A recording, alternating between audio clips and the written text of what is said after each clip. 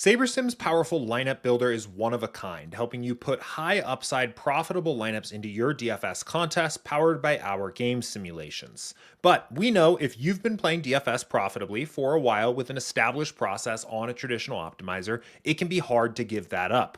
My name is Jordan Chan, I'm the head coach here at SaberSim, and in this video I'll be walking through SaberSim's optimizer build mode, an alternative method for building lineups using our software like a traditional optimizer. On SaberSim, Sim Mode builds lineups by sampling sets of our play-by-play game simulations for each lineup. Each lineup you get back on Sim Mode is the best possible GPP lineup for a given set of sims. Optimizer Mode, on the other hand, optimizes for the top average projected lineups and does not pull in any other sim data on its own. Now, before we really dive into how to use Optimizer Mode here, I want to be clear that we recommend all players building lineups for DFS tournaments use Sim Mode and overall believe that you will have better results if you do. But using Optimizer Mode can make sense for a few particular reasons. First, if you're playing a sport that we don't have play-by-play simulations for, like WNBA or soccer, it makes sense to use Optimizer Mode. Second, if you're playing cash games where the top projected lineups are generally going to be the best lineups to play, it makes sense to use Optimizer Mode because that's what you will get when you hit build. And third, and probably the most likely reason you would use Optimizer Mode if you are watching this video, is because you already have that process that you've had success with on a different traditional optimizer, and you want to keep using that process while taking advantage of other useful SaberSim features like Contest Flashback, our entry editor, late swap, or contest sims. So let's dive into how exactly I'd recommend using Optimizer Mode to build strong tournament lineups and walk through some of the main features that you'll need to help you do it. Now, the first thing I'm going to do here is upload an entries file. I actually already have an entries file uploaded for this slate, but if you were sitting down to start building right now on a fresh SaberSim session here, you would see a message that looks quite a bit like this to upload your entries file for the slate. You want to download your template file from DraftKings, drag and drop that file in here, and that will pull in the different contests that you've played. So let's assume that I'm building 150 lineups on Optimizer Mode for this mini-max here. So we'll make sure we're on Optimizer Mode and go ahead and make two changes to abide by the DraftKings regulations. And in this case, we'll change the number of lineups to 150, which is how many I would need for the mini-max. We have some basic salary settings we can change here. I'm going to leave those at the defaults. If I were to hit Run Optimizer Mode right now, we would get the top 150 optimal lineups based on the SaberSim projections. Now, those would be good for cash games. The top overall projected lineup is probably what I would play if I were playing cash, but for the purposes of GPPs here, we need to do a couple other things to give those lineups some extra upside that you need to take down tournaments. We're probably going to want to account for the wider ranges of outcomes of players. Optimizer Mode, just like any optimizer, assumes that player scores their average 100% of the time. We know that's not the case. We want to add in some extra variance into our projections here.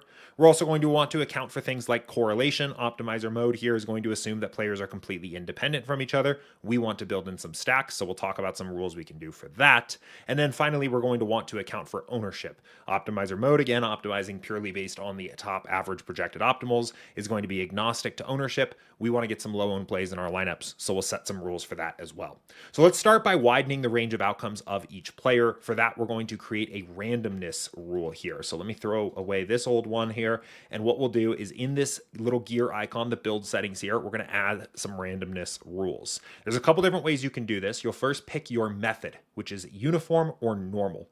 Uniform is a pretty simple way of doing a distribution for a player. Let me change Cooper Kupp's projection to 20 so the math is easier to see here. If we use a uniform rule, what we are doing is we are saying the player's distribution, their potential range of outcomes, is within X% of their actual projection, and it's totally flat within there. And X in this case is this percent of that player's projection. So let me give you an example. If I set this equal to 10, we are going to say every player's range of outcomes is within 10% lower than their mean projection and 10% higher than their mean projection. And every time we hit build, we're going to randomly sample a random outcome from in there. So using Cooper Kupp as an example here, 10% of 20 is 2. We would say his distribution is anywhere between 18 and 22 points. Every time we build a lineup, we're picking a random sample from in between there. And we're doing that for every single player as we're building this out. You can, of course, split this up for different positions or different teams if you want different randomness settings split up that way. Normal distribution is going to create a bell curve, a normal distribution around each player's mean projection. Now, to create a normal distribution, you need two things. You need the mean projections, which we already have here, and you need standard deviations. So this type here is basically going to say, where are you getting those standard deviations from? If you pick SaberSim here, you're using the SaberSim standard deviations from the simulations on a per player basis based on what we found in our sims is a player standard deviation. That's what's going to be set there. Custom is probably the one that is most advanced here. I imagine most people probably do not use this very often. In this case, this would be if you had uploaded a custom column of data for standard deviations for players. So if you have your own standard deviations from your own model, or you have them from some other source, you can upload player names and standard deviations here by creating a custom column, and then assign that custom column to be standard deviations by adding that type of randomness rule there. The global standard deviation here is a way to set a player's standard deviation as a percentage of their average projection. So something like 40 to 50%, we'll use 50% because it makes the math easy here, is approximately close for a NFL slate in practice. Players' standard deviations vary quite a bit based on their position, their salary, their projection, that kind of thing. But on average, 50% of a player's projection as a standard deviation is somewhat close here. In this case, this would take, again, for Cooper Kupp, for example, set his standard deviation to 10 points and then build a bell curve distribution around that. In terms of what you should use here, if you're using optimizer mode, if you don't already have a system of how you like to set randomness settings on other tools, I would probably lean towards using the SaberSim distributions. That's going to account for different positional standard deviations, different standard deviations by their different positional standard deviations, different salary-based standard deviations, that kind of thing. If you are making adjustments, potentially dramatic adjustments to player projections, you might end up preferring to use a global standard deviation here because that will react better to your custom projections, or potentially a uniform standard deviation, but I would probably lean towards using the SaberSim one. So I'm going to do that here for my example. We'll go ahead and just save that. So we've got that sorted there.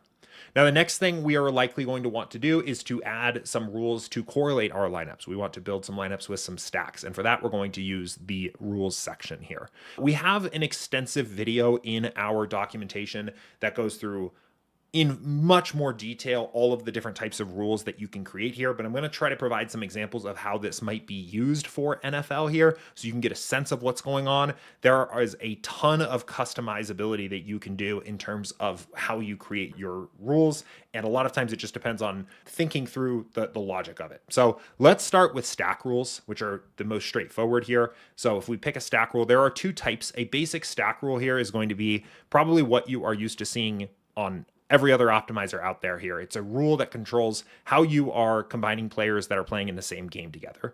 So a very common one that we might want to make here is to say we want a QB plus 2 with a run back. So we could say we want exactly 3 players with a QB and then either wide receivers or tight ends, and we want to bring that back with exactly 1 player on the other side that is a running back, wide receiver, or tight end.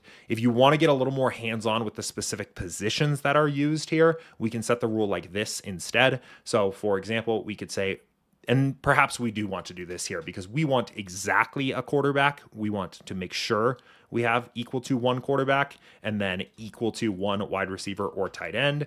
And then on the opposing team, we want equal to 1 running back, wide receiver, or tight end here. So the advanced rule lets you get a little more hands-on with the positions. The basic rules are a little more straightforward, basic, exactly as it sounds there.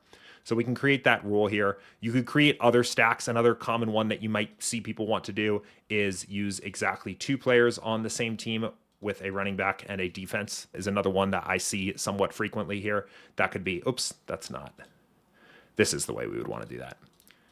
Use exactly 2 players from the same team, running back and defense, different combinations like that.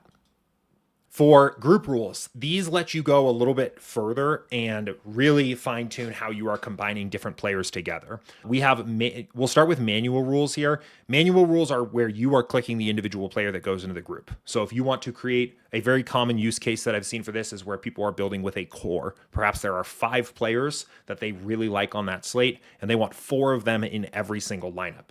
You could say use at least 4 players from this group. Click edit players and go through and identify the players that are in your particular core here and make sure that you are always ending up with 4 of them in your group, for example. You can also create conditionals here where perhaps maybe you instead want to perhaps if a certain player is used, then you want to trigger the other group there. So maybe it is a rule around ownership where if a very high owned player is used, you want to make sure a particular group of low owned players that you like on the slate are used. If Cooper Kupp is used. So if exactly Cooper Kupp is used, who maybe is a player you like on this slate, but is extremely chalky with Puka Nacua hurt. And then you have a list of players that have low ownership, but high projections or high value or something to that effect. You want to make sure all of your Puka Nacua lineups have 1 of 3 players. You can create the group like that. Now, where these group rules really become powerful and quite a bit of fun is when they become automatic group rules, which basically is taking large groups of manual rules that you would potentially want to be making together and combining them all and creating them all at once. So let's say, for example, instead of saying that we want to just create a rule for Cooper Kupp, let's say we want to make a rule that says anytime we use a player that has higher than 20% ownership, we want to make sure there's 2 players with less than 10% ownership. We could do that by creating a rule that says if at least 2 players are used and adding a stat requirement where we say the ownership is greater than 25, then you must use at least 2 players from a different group here. So we will say in this case, so this rule states if at least 2 players are used where their projections are greater than 25, then we have to use at least 2 players where their ownership projections are less than 10. When you create a group rule, you'll have an option to save it as an auto rule or save it as a manual rule here. An auto rule means it's dynamic. So this rule will adjust each time you build based on whatever the current projections are, the ownership projections at that point in time.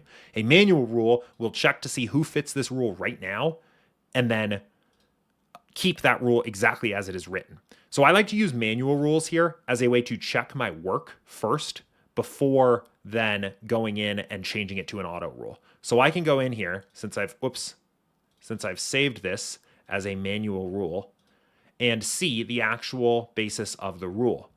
So in this case, it is saying, so 25 was a poor number because we have a ton of players projected for 20, but it is basically if we have combined a lineup with Amari Cooper, Cooper Kupp, and Jordan Mason into a lineup, then we need to make sure at least 2 players, which is basically the rest of the player pool, excepting anybody that's over 10%, are also used into that lineup. So once we verified that this rule is working correctly, we can change it into an automatic rule, and now it will adjust as our ownership projections adjust leading up to lock.